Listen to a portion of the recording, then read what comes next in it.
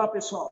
Sou Eduardo Carrion, secretário-geral da FENALEGES. Hoje estou aqui para apresentar para vocês o programa especial do É Pra Você, que vai tratar hoje sobre a reforma administrativa, a PEC 32.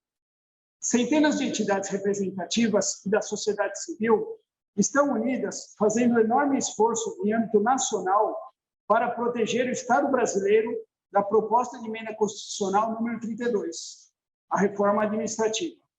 Muitos já até apelidaram a PEC de deforma constitucional. Afinal, em seu texto, há pontos nevrálgicos de alteração que colocam em risco diversos pilares do serviço público e, consequentemente, o atendimento à população mais carente do nosso país.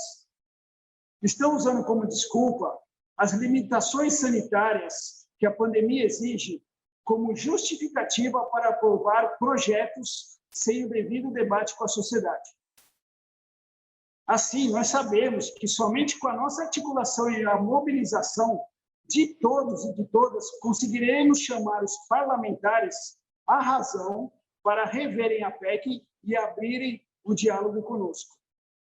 Na tentativa de chamar a atenção do Congresso Nacional e promover o devido debate sobre esse tema, que tem alto impacto na vida de todos os cidadãos, dezenas de audiências públicas estão sendo realizadas pelas câmaras municipais em todo o país. Os presidentes dessas casas estão protocolando os encaminhamentos das audiências no Congresso Nacional como forma de protesto e de pedido para que esta reforma administrativa não seja votada neste momento. Todos são unânimes em dizer que o mais importante no momento é salvar vidas, vacinar a população e devolver o desenvolvimento econômico a milhões de trabalhadores desempregados. A seguir no programa, você vai acompanhar a fala do presidente Antônio Carlos Fernandes Júnior, presidente da FENALEGES, da CONACAT, todas essas falas na CCJ, Comissão de Constituição e Justiça.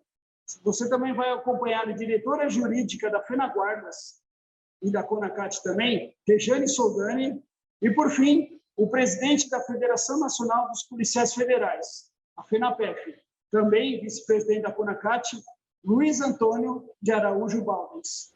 Presidente da Confederação Nacional das Carreiras e Atividades Típicas de Estado, pelo prazo de até 20 minutos.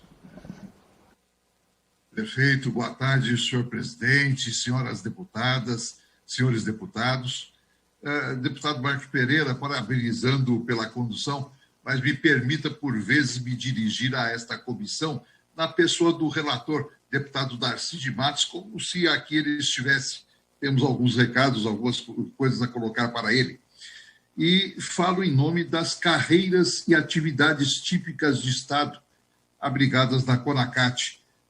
E autorizado que fui, me cabe a honra e responsabilidade de falar também em nome do FST, Fórum Sindical dos Trabalhadores, que congrega 2 dezenas de confederações de trabalhadores do setor privado. E o movimento basta, com centenas de organizações sociais estruturadas nas 27 unidades da federação, todos igualmente preocupados com as nuvens sombrias que aqui se desenham. Uma curiosidade sobre o perfil de Sua Excelência, o relator Darcy de Matos, no portal da Câmara dos Deputados, traz interessante coincidência de numerologia.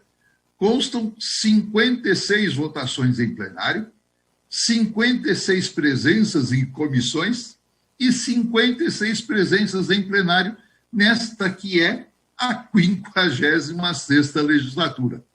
Essa breve vai nos reconduzir a esse tema. Tá? Eu registro os meus agradecimentos tanto a essa presidência e aos deputados Orlando Silva, Gervásio Maia e os diversos parceiros que intercederam por nossa participação nesse debate. Também a tantos que me antecederam nesses dias todos, esgotando com competência os argumentos técnicos, jurídicos e lógicos que poderão ajudá-los, senhores deputados, a decidir corretamente esta matéria. os presidentes Baldes, da FENAPEF, o presidente Gutierrez, da Cobrapol, Alisson, do Sindileges desta casa, e tantos outros parceiros de peso, como a professora Maria Lúcia Fatorelli, e os que me antecederam hoje, chamaram a atenção para o todo do serviço público e trouxeram informações suficientes para os senhores, repito, rejeitarem a matéria. Então, me resta dizer que o que está em jogo, senhores, não é uma decisão técnica, nem política e nem ideológica. Os dados do jogo, todos sabemos, estão lançados. O que está em pauta é se as senhoras deputadas e senhores deputados aceitarão como bem acabado o que meia dúzia de pessoas que estão dando as cartas e nos embaralhando a todos já decidiram. Sim, porque a admissibilidade nesta comissão, passando na frente de tantas matérias que há aí na fila para apreciação, é aval ao seu mérito, não há neutralidade. Está em jogo se os senhores e as senhoras irão decidir pelos seus filhos, pelos seus futuros netos, pelas pessoas pelas quais zelam e pelos eleitores que aqui os trouxeram, ou se seguirão sem resistência o questionável norte dos que detêm o controle do tabuleiro. As consequências sociais do que aqui for decidido afetará a todos os seus, indiscutivelmente. E querem ainda que os senhores e as senhoras discutam e votem a reforma administrativa como se estivessem vergonhosamente camuflados da pandemia. A decisão não é técnica, porque os sólidos argumentos já trazidos a esta casa poderão ser solenemente ignorados, assim como foram na hoje reconhecidamente exagerada reforma trabalhista. Havia, na época, a maioria suficiente para não ter de negociar nada, e nada foi negociado. Nos convidaram a contribuir, mas nada foi acatado. O desastroso resultado nos cidadãos e na economia pela qual todos lutamos, aí está. E aí, escuto agora há pouco a deputada Fernanda Melchiori usar uma frase lapidar, né? A reforma administrativa é a reforma trabalhista do serviço público. E ressaltou também a necessidade de atuação nas bases. Aliás, deputada, como está fazendo o movimento Basta, pelas audiências públicas nos legislativos municipais e estaduais por todo o país. E o resultado em todas tem sido de pedir que não seja discutida a PEC 32 sem o Congresso ouvir a sociedade, como que, repetimos, parecendo camuflados na pandemia.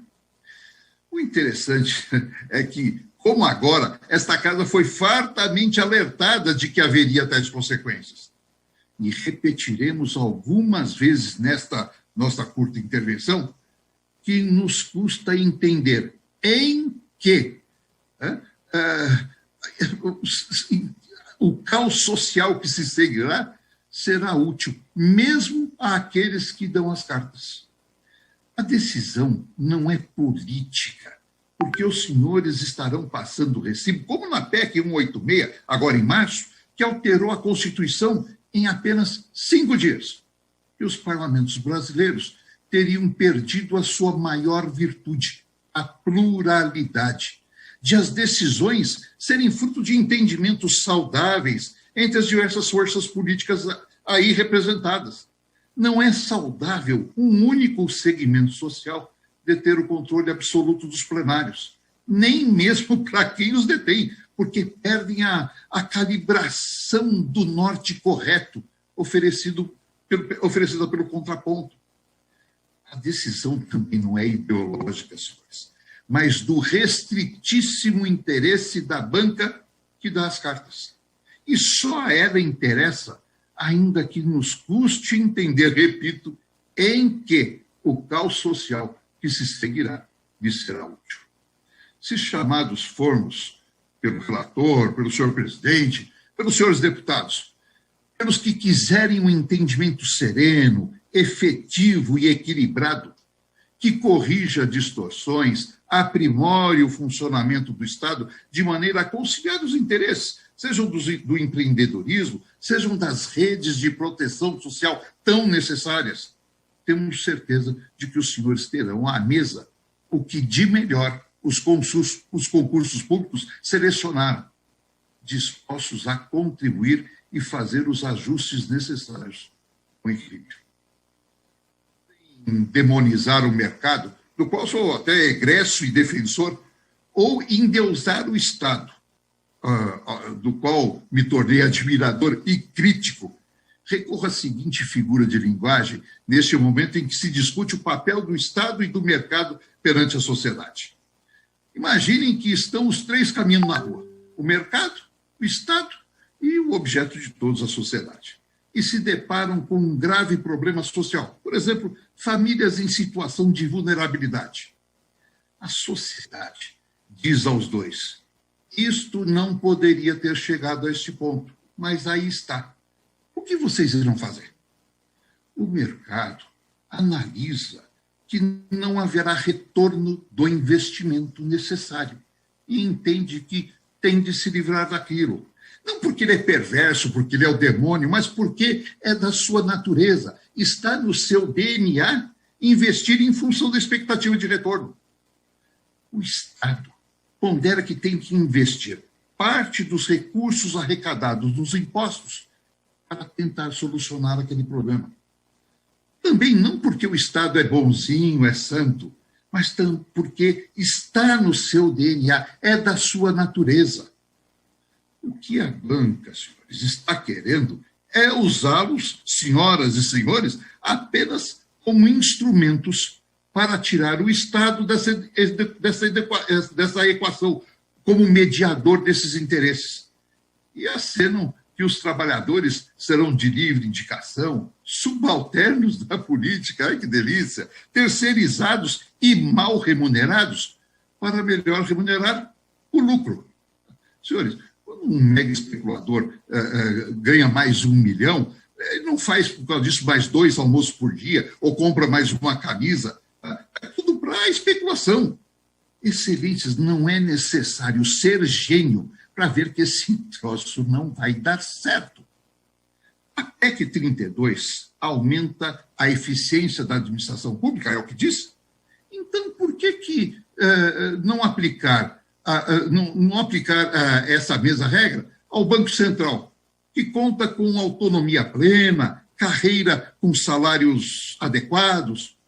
Porque o mercado sabe que a prestação de serviços públicos de qualidade depende disso. Quando o mercado se vê diante de um problema que o atinge, exige a presença do Estado. Exige instituições técnicas, autônomas, longevas, com servidores valorizados, bem selecionados pelos concursos públicos e estáveis. Mas como que decidirá o Banco Central se os dados da realidade social e econômica não tiverem a confiabilidade de um IBGE, de um IPEA? Como ter segurança jurídica para investimentos sem as agências reguladoras? Todas essas instituições extinguíveis ad nutum pelo presidente da República. Isso vai ter reflexos também em estados e municípios, e eles estão se dando conta disso. Como a economia se mantém de pé, um Estado raquítico, incapaz de planejar e de ter memória institucional, quando seus servidores estão em uma eterna porta giratória com o mercado? E aí entra todo o vínculo institucional amplo, toda a pirâmide que compõe o Estado, de cima a baixo, dando segurança à economia, ao mercado e à sociedade. Eu tenho que falar com todas as letras. Não admitam a continuidade deste desastre anunciado, senhores. Os senhores irão aceitar a mácula em suas biografias de terem ajudado a criação de tristes cracolândias espalhados por todo o Brasil, perto das casas das suas famílias? Porque se for discutido e votado o desmonte do Estado, sua subsidiariedade ao mercado, do jeito que está, ou com retoques de perfumaria, que uma maioria folgada eventualmente permita, o desastre será inevitável. E as consequências se darão nos seus filhos, nos seus futuros netos. E em cada uma das, por exemplo, 68.130 famílias que elegeram o deputado Darcy de Matos deputado. E isso se aplica a cada um dos senhores. O deputado Darcy foi servidor, professor da rede pública estadual, sabe o quanto a educação pública já foi forte e o quanto a sociedade hoje sofre com seu desmonte. Sabe a importância dos vereadores e sua proximidade com a população. Como excluir dessa discussão os deputados estaduais e vereadores de todo o Brasil, que terão de conviver com uma ainda maior concentração de poder nos executivos e esvaziamento dos legislativos?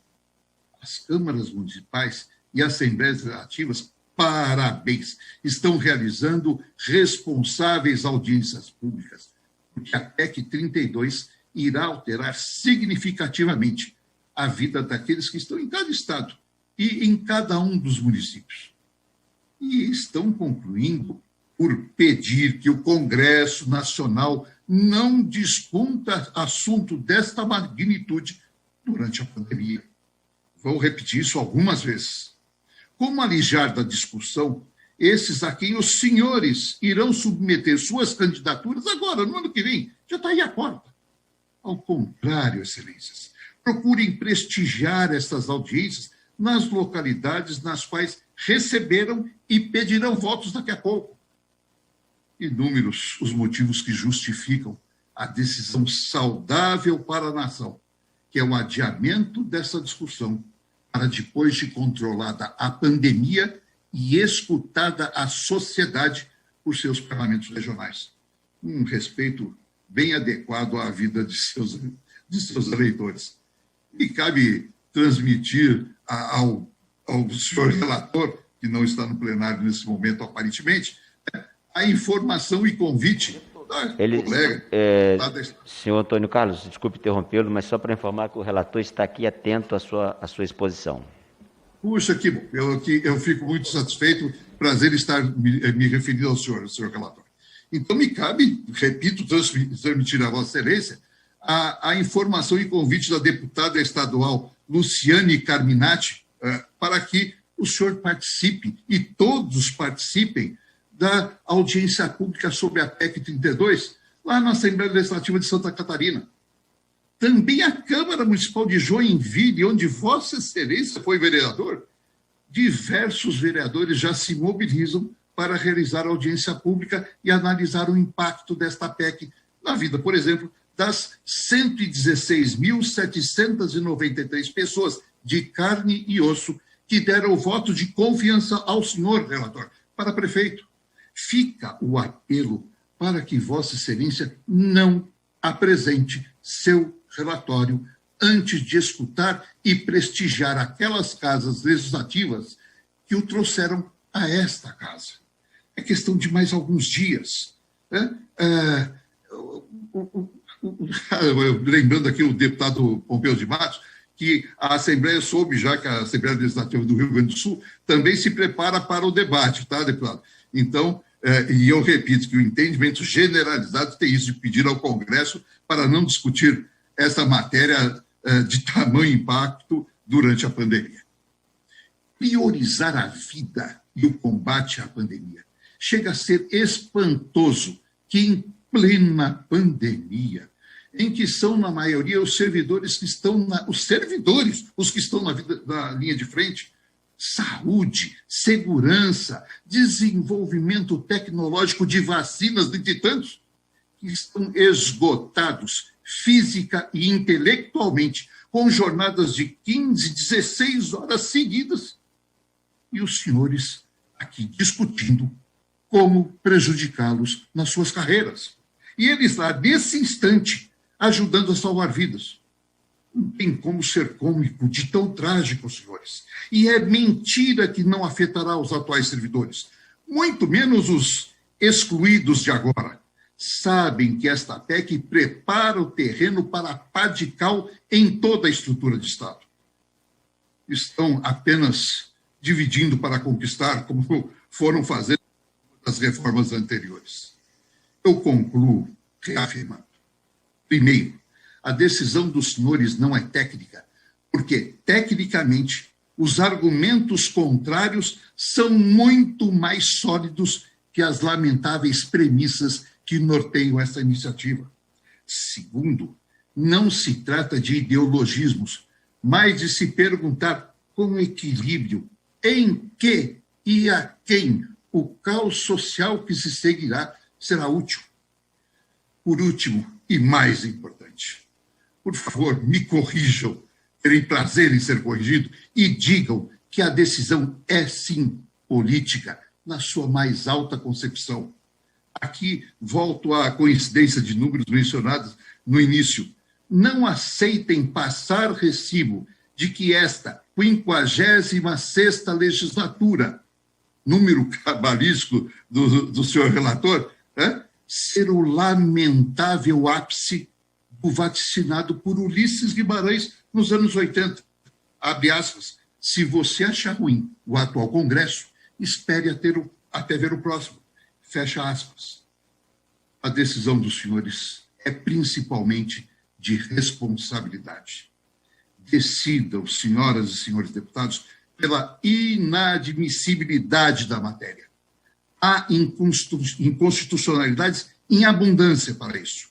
E vamos aprofundar essas discussões, auscultar a sociedade, as instituições e as estruturas de Estado, a começar pelas câmaras municipais e assembleias legislativas, e, repito, o que de melhor de concursos públicos selecionaram, estão todos ávidos para lhes dar suporte nessa difícil missão, de dar correto equilíbrio entre Estado e mercado, em prol da sociedade, e eu agradeço muito esta oportunidade. Obrigado, senhor Antônio Carlos Fernandes Lima Júnior, pela sua exposição. Hoje eu venho aqui representando os guardas municipais de todo o país, através da FENAGuardas, e também trazendo os impactos que a PEC 32 trará na segurança pública municipal. Mas antes de qualquer coisa, nós temos que esclarecer que a PEC 32 não é uma mera reforma administrativa. A PEC 32, da forma que está posta, ela transforma as estruturas do Estado brasileiro. Nós estamos saindo de um estado de bem-estar social, onde o governo, onde o Estado é responsável pela prestação de serviços públicos essenciais para aquela população mais carente, como saúde, educação e segurança pública, para um Estado em que meramente atue na sobra do mercado. A proposta visa entregar a prestação de serviço público a entes privados. É isso que está posto. E eu deixo claro aqui essa posição, quero deixar registrado isso. Mas hoje eu quero explanar especificamente sobre o impacto que a proposta de emenda à Constituição número 32 trará na segurança pública das cidades. Nós, servidores públicos, organizados em federações, em confederações, em todas as entidades que representam hoje o serviço público, estamos hoje fazendo um apelo a essa comissão. Então, fizemos aqui uma carta direcionada à comissão e aos integrantes da comissão. A Comissão de Constituição, de Justiça e Cidadania da Câmara dos Deputados tem se reunido para, em plena pandemia, procurar aprovar a admissibilidade da proposta de emenda constitucional número 32 de 2020, de autoria do Poder Executivo, que promove o maior desmonte dos serviços públicos como nunca aconteceu na história desse país. Inacreditavelmente, no momento em que a população brasileira mais dele necessita, nesse momento em que os profissionais de saúde e de segurança pública estão dedicados a salvar vidas em árduas jornadas, esta comissão discute como prejudicá-las. E o governo fecha as portas do diálogo com as entidades que os representam. Nesse momento em que morrem mais profissionais da segurança pública por Covid do que por enfrentamentos armados, esta comissão e os regimentos internos dessa Câmara se articulam para cercear a possibilidade de se discutir em profundidade as propostas.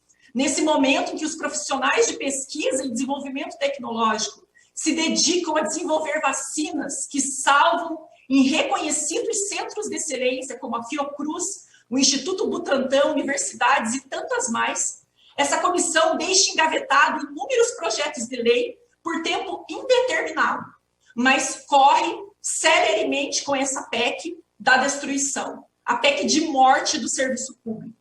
Informamos aos membros dessa comissão e aos que tramam pelo êxito desses ataques a toda a sociedade brasileira que os senhores acabaram por nos unir, também como nunca antes. Estamos articulados, setor privado e todo o setor público. Segurança pública, saúde, educação, ciência e tecnologia nas 3 esferas e nos 3 níveis de poder. E nossa primeira mobilização será em defesa dessa mesma linha de frente que ora os senhores querem destruir. Essa luta interessa a todos, não apenas ao funcionalismo público, mas também aos trabalhadores do setor privado que dependem desses serviços e cujas representações somam-se nesse grito comum quando milhões de brasileiros sem renda e sem emprego só podem se socorrer nesses serviços para atender suas necessidades essenciais. Porque a PEC, como está, afeta diretamente aquela população que necessita dos serviços públicos. A lista de subscritores desse documento só faz crescer a cada segundo. Portanto, nessa hora, só nos resta dizer, basta, fazendo um derradeiro apelo aos parlamentares, para não permitir a tramitação dessa matéria de tamanha importância em plena pandemia. Basta de atropelos, de passar boiadas, de tratoragens inconsequentes. A prioridade é o combate à pandemia. A prioridade é a vida. E, respeitosamente, nós queremos dizer a todos os parlamentares, não é justo para com os servidores que estão na linha de frente. Esta proposta ataca diretamente os profissionais que estão atuando na linha de frente contra a Covid-19. Os profissionais que estão se doando, os profissionais que estão adoecendo e morrendo. Isto não é justo para com o povo brasileiro. Devemos atacar, sim, aqueles grupos que possuem privilégios, mas que não estão aqui dentro da PEC 32. Esses grupos, ministro Paulo Guedes, quero me dirigir ao ministro Paulo Guedes, esses sim possuem 20 automóveis. Nós, servidores públicos, que recebemos menos de 3 salários mínimos, que não temos fundo de garantia, que não temos seguro-desemprego, que não temos justiça especializada, porque nós vamos para a vara da Fazenda Pública, para a justiça comum e não para a justiça do trabalho. Nós, servidores públicos, que não temos hora noturna reduzida, estes servidores aqui não têm privilégio.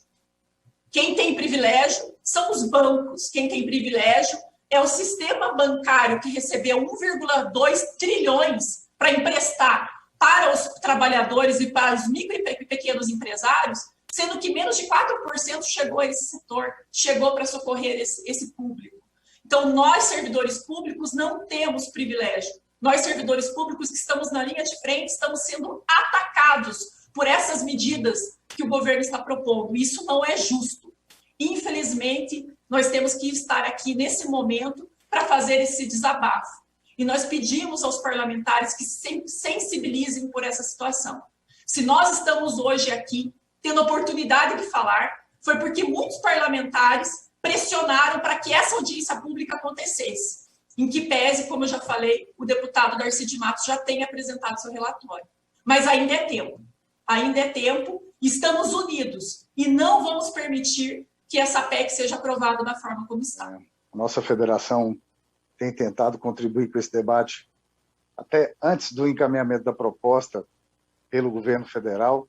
Então, eu acredito que as nossas contribuições inicialmente eram de preocupação sobre segurança pública, mas como nós estamos integrados ao serviço público no geral, através de entidades como a CONACAT, a Confederação Nacional das Carreiras e Atividades Típicas de Estado, e também da UPB, a União dos Policiais do Brasil. Então, eu acredito que é um conjunto importante de servidores e que tem sim que ser ouvidos e tem muito a contribuir num cenário reformista, que todos, na verdade, entendem como necessário, né? Acho que todos os brasileiros sabem da importância das reformas para o Brasil, mas eu junto com esses nobres representantes da CONACAT e da UPB, nós temos visto um pressuposto por parte do governo em relação a esses projetos de reforma, um pressuposto básico que não vem sendo cumprido, a nosso ver. A parte de criação de trainees, por exemplo, para a área da segurança pública, seria uma situação muito complexa.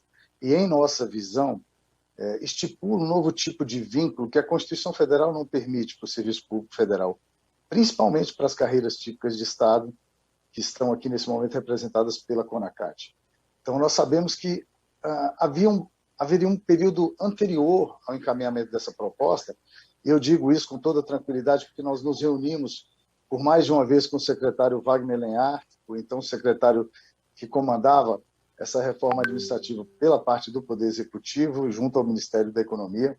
Então, lá com a equipe do secretário Wagner, nós fizemos todas essas considerações dos perigos que poderiam ocorrer ao se atacar o vínculo com o Estado que os servidores públicos das carreiras típicas de Estado, principalmente, têm. A criação do trainee, então, foi muito combatida. A ideia inicial do secretário foi por nós compreendida, claro, mas nós deixamos lá o nosso arrazoado sobre os perigos que isso pode representar. Pessoas sem vínculo, cidadãos brasileiros que não disputaram vagas seguindo o princípio do concurso público e da isonomia que estão previstos na Constituição e que passariam a ter acesso a dados importantes, a dados que em certas situações são sigilosos e devem ser mantidos restritos a uma equipe de profissionais para que não haja exposição de pessoas investigadas ou não haja proteção ou uma intensidade extra nos casos de investigação de pessoas importantes no país. Então, isso tudo nós colocamos e foi bem recebido, e eu creio que já há uma percepção boa dos parlamentares nesse sentido, de não se estender essa compreensão do trainee como com o vínculo que foi apresentado, praticamente impossível de se adequar às estruturas das carreiras típicas de Estado do Brasil, por conta dos serviços essenciais que essas categorias prestam, que essas carreiras prestam. O segundo ponto, deputados, que eu gostaria também de deixar registrado para análise ainda na CCJ, é a questão de se deixar para um segundo momento definir o que são os cargos típicos de Estado. Para nós que pertencemos à carreira policial e os colegas da carreira da auditoria, nós entendemos que deixar de regulamentar ou de já no texto constitucional o governo especificasse o que ele entende, a formatação de Estado que ele pensa e como seriam essas carreiras típicas de Estado definidas ainda num conceito constitucional. Nós entendemos como um risco você mencionar apenas cargo típico de Estado e não carreiras típicas de Estado, como a boa doutrina da administração pública, do direito administrativo, cita e cobra, né, para que exista um conceito de carreira típica de Estado, seguindo um pressuposto básico também da compreensão do direito administrativo, de que quando você disputa uma vaga de um cargo público, você, na verdade, adentra uma carreira pública. Então, isso é mais forte do que o cargo, porque o cargo pode sofrer denominações, pode sofrer mudanças de atribuições, mas a carreira, ela dificilmente tem modificações extremas, né? Já há exemplos no serviço público de fusões,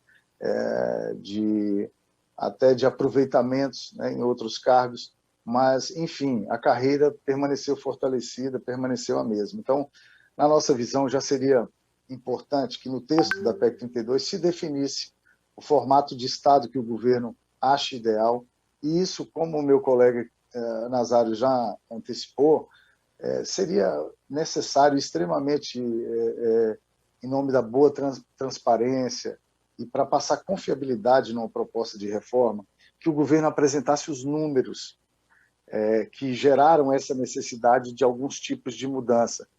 Não apenas citar que a medida, a reforma é necessária porque vai trazer algum tipo de economia ao país. E nós sabemos, temos exemplos recentes de uma reforma trabalhista que foi feita de forma acelerada e também uma reforma previdenciária que, em números, ainda não mostraram aquela urgência ou aquela propriedade das mudanças que foram propostas. Houve sim, e isso, infelizmente, nas próprias palavras do ministro Paulo Guedes, foram granadas que foram colocadas nos nossos bolsos. Em outros países, por exemplo, do mundo, tanto o gasto quanto a quantidade de servidores é muito superior ao Brasil. Eu digo isso sempre falando da relação proporcional com o número de habitantes. Nós nem estamos falando das dimensões do Brasil, da quantidade de estados que nós temos, né, de unidades federativas, porque quando nós falamos aqui pela CONACAT como servidores públicos, nós estamos falando também de servidores públicos municipais, estaduais, e essa proposta fatalmente vai ter reflexo em todas as esferas, né, da nossa federação. Então, seria necessário que o governo tivesse feito isso.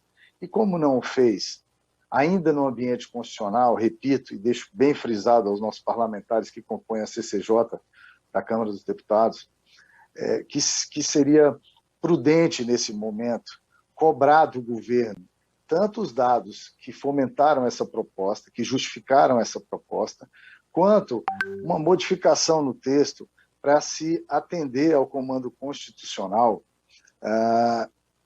ainda na parte principiológica da nossa Constituição, sobre a quebra de vínculo, a quebra de relação jurídica entre servidor e Estado, e, principalmente agora, a definição constitucional, com suas prerrogativas, com suas características básicas e essenciais, do que é uma carreira típica de Estado. Eu acho que sem isso, fora os outros pontos que os colegas pela manhã também já trouxeram, e também o colega Nazário que me antecedeu, eu acho que a soma desses pontos merece, até porque nós estamos no parlamento, nós estamos na casa onde se discute as leis, e essa proposta veio do Poder Executivo. Então, nós devemos cobrar do Poder Executivo um mínimo de transparência e, principalmente, de projeção sobre o que ele espera com essas mudanças em números, né, porque em questão de relações jurídicas eu acho que já foi bem cravado aqui pelos participantes dessas audiências públicas. Nós precisamos saber em números claros, precisos, o quanto o governo pretende economizar e o que isso vai significar no montante geral de gastos que o país tem. Eu acho isso primordial, até porque já se trata da quarta reforma proposta, né, na sequência, uma proposta reformista, considerando a PEC emergencial que recentemente foi aprovada, né, e continha embutido ali um pacote, um mini ajuste fiscal, né, que acabou ganhando contornos mais profundos do que se esperava até. E também o governo argumentou com um mote maior da necessidade de pagar o auxílio emergencial, acabamos sendo incluídos como servidores públicos nesse pacote de economia de verbas para se gastar com o auxílio emergencial.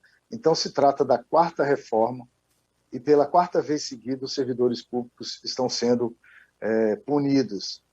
E, para deixar bem claro, já chegando ao final da minha fala, deputados, nós não vimos, além de não ter visto esses números, os servidores colocados como culpados pela quarta vez, sem a apresentação desses números. E o pior, caso fosse um chamado da nação para cada um dar a sua cota, todas as categorias no Brasil deveriam ser envolvidas nos processos de reforma, todas.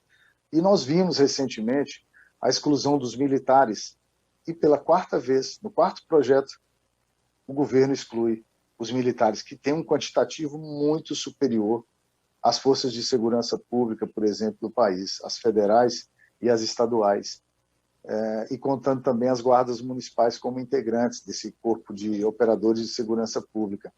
Então, não se tratou de uma proposta para chamar os brasileiros para uma grande reforma, primeiro porque não trouxe transparência, e segundo porque deixou de fora algumas categorias, como aquelas que têm autonomia, Poder Judiciário, Ministério Público, Defensoria Pública, todos esses poderiam também já ter o seu quinhão, sua cota estabelecida no ambiente de reforma. Isso nós não vimos acontecer. E eu falo aqui como componente da segurança pública, pela União dos Policiais do Brasil, que tem 22 entidades nacionais e do Distrito Federal congregadas nessa união de policiais do Brasil, e a percepção nossa é de que há uma preservação dos militares, né, na condição de servidores da nação, mas os policiais e operadores de segurança pública, por outra via, estão sendo sacrificados em seu conjunto. E se o governo tensiona essa relação com os seus servidores, e vários deles trabalham com arrecadação, trabalham com a proteção do cidadão, trabalham com a busca da segurança e da justiça para os seus cidadãos. Então, se esses servidores se sentem atacados, atingidos, como que o país vai fazer um convite para voltar ao crescimento? Como que o país vai chamar para uma motivação nacional para que todos contribuam com a sua cota, para que o país volte a crescer, para que o país volte a ter uma saúde, tenha uma saúde adequada, volte a empregar, volte a ter uma segurança pública digna, né? Volte a ter uma saúde condizente com uma pandemia como essa que assola o Brasil e o mundo.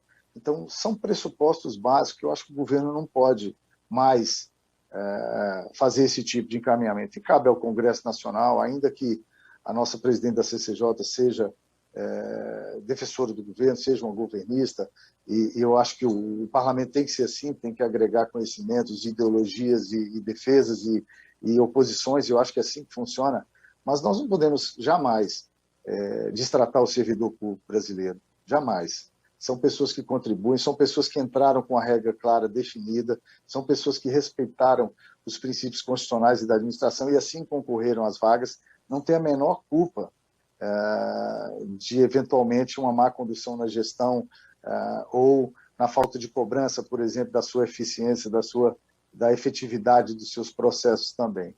Então, eu queria deixar essa mensagem para vocês, essa reflexão, com esses pontos todos que os colegas que me antecederam pela manhã e agora à tarde, eles já pontuaram muito bem na questão técnica. Então, a minha abordagem, agora para finalizar, ela foi mais nesse sentido amplo, de resgate das prerrogativas, dos pressupostos para essas reformas, porque o que nós vimos até agora foi justamente o contrário. Tudo que se falava, inclusive taxando alguns servidores de privilegiados de forma errada, de forma jocosa, isso causou muitos transtornos. E você ter servidores públicos desmotivados significa ter uma nação que não está preocupada com o seu futuro a partir dos serviços que oferece à sociedade brasileira, aos seus cidadãos. Okay?